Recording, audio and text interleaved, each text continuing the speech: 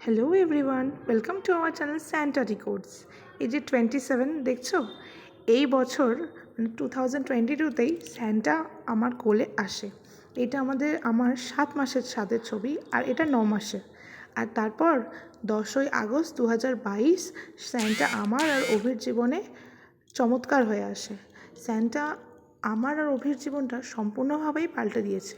এই যে ধীরে ধীরে স্যান্টাকে চোখের সামনে একটু একটু করে বড় হতে দেখতে, বাবা মা হিসেবে আমাদের যে অনুভূতি তা হয়তো ভাষায় প্রকাশ করা সম্ভব না। তবে একটা জিনিস কি জানো, স্যান্টা কিন্তু আমাদের দুজনকেই ভীষণ ভালোবাসে, তবে সে কিন্তু মায়ের থেকে বাবাকে একটু বেশি ভালোবাসে। একটা কন্যা সন্তান যখন জন্ম হয়, সত্যিই সে কিন্তু বাবার সবথেকে বেশি প্রিয় হয়ে থাকে। সেটা স্যান্টার অভিকে দেখলে বোঝা যায়।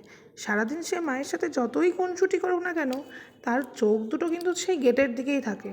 মানে বাবা কখন আসবে, বাবা কখন আমায় কোলে নেবে, বাবা আমার জন্য কী নিয়ে আসবে, এই ভেবে।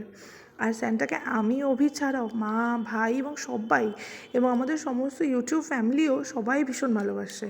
এবং তাছাড়া আরেকজন স্যান্টাকে ভীষণ ভালোবাসতো, সে হচ্ছে ওর জিমি দাদা।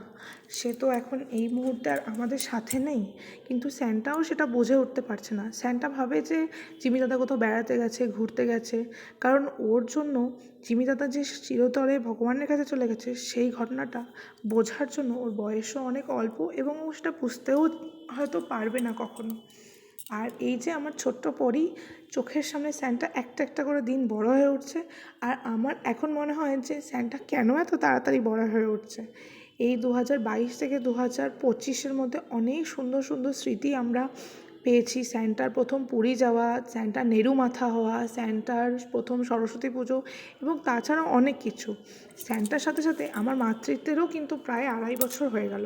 এবং শুধু মাতৃত্ব বলবো না, সঙ্গে অভির পিতৃত্বেরও বলা উচিত। কারণ হচ্ছে যে স্যান্টা হওয়ার পর শুধু মায়ের জীবন না, বাবারও জীবন কিন্তু সম্পূর্ণভাবে পাল্টেছে। এখন অভি কিন্তু কোথাও দেরি করে না, তাড়াতাড়ি কাজটা ছেড়ে সঙ্গে সঙ্গে ভাবে যে কখন বাড়ি যাব আর কখন গিয়ে স্যান্টার সাথে খেলাধুলা করব। তো এইভাবেই আমাদের জীবন চলে যাচ্ছে।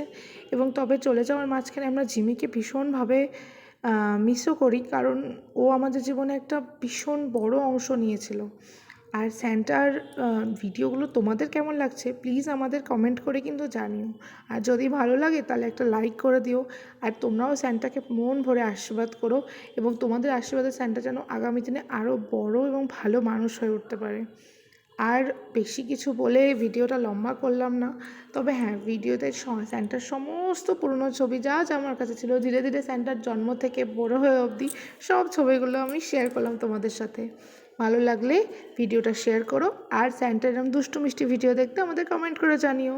দেখা হবে পরের ব্লগে, ততক্ষণ তোমরা খুব ভালো থেকো। Tata, love you all.